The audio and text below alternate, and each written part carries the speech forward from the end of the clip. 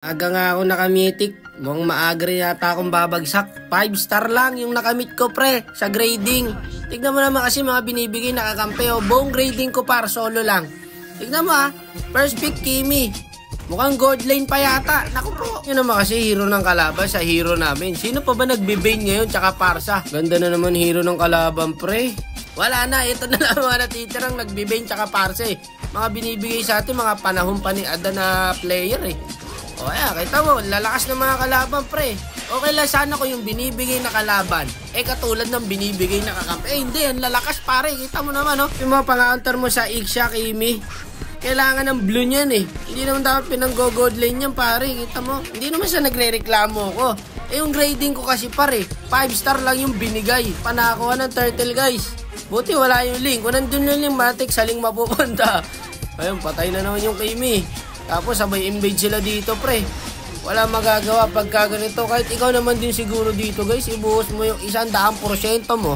Tapos pag ito mga kakamping binigay sa'yo, wala talaga pre. Sinasamahan mo na lahat, trash talking ka pa, baho mo wakno. Kita mo yung standing niya 0-2. Tangina mo, sinasamahan ka na nga eh. Ikaw pa may ganang man trash talk. Tignan mo yung Kimi natin Akala mo nakasampung immortality, kumaka-front Kita niyang may tank siya eh. Ayan, na-retry na nung link. Wala talaga pagka ganito. Ayan, tige, trash talkan. Grabe MM da. Patay na naman yung Kimi. First pick Kimi, tapos ginod lane. Ang katapat, Ixia. Paano naging counter yun? Lugi na sa golden, lugi pa sa XP lane. 1-6 na yung standing. Sarap sa pack. Huwag naman pre, huwag ganun. Laro lang tayo dito. O kaya, paano gagawin mo ngayon? Pag inultihan ka ng Ixia, wala. Patay ulit siya. Wala, ang hirap ng ganito. Surrender na. Putyang gala kayo. Ano pa inaasahan nyo rito? First pick Kimi. Tapos ipepwesto sa gold line. Inaasar tuloy tayo ng mga kalaban. TikTok wakno raw.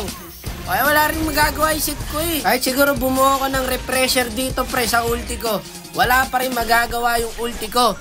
Kita mo lintik, gumalaw yung link. Ito mo paano gumalaw yung link. Kasi standing nung Kimi namin 1-9. Sarap itapon yung tsinela sa bubong hanggang sa umiyak. Yan na kayo guys nadadala ako sa galit. Low streak na kasi ako. Totoo ba i-counter mo sa Ixia Kimi? Gusto ko pang ma-hardstock na lang sa Epic. At least doon, mga nakakaintindi yung mga player. Malalang rank ngayong season guys is Mythic. Especially pag nasa grading ka pre.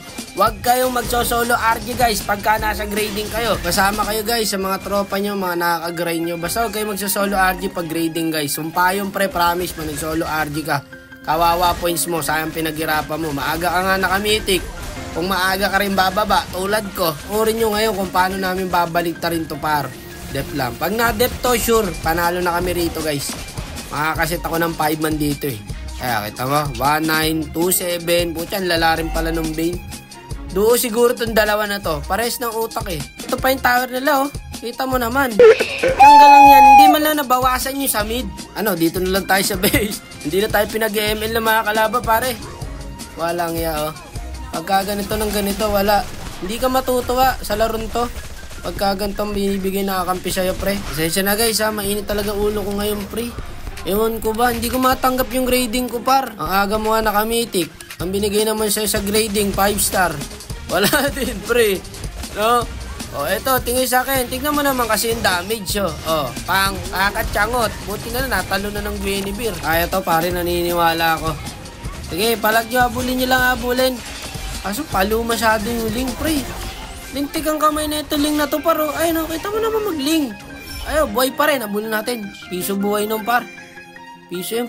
Kagi ka, lumaki bigla.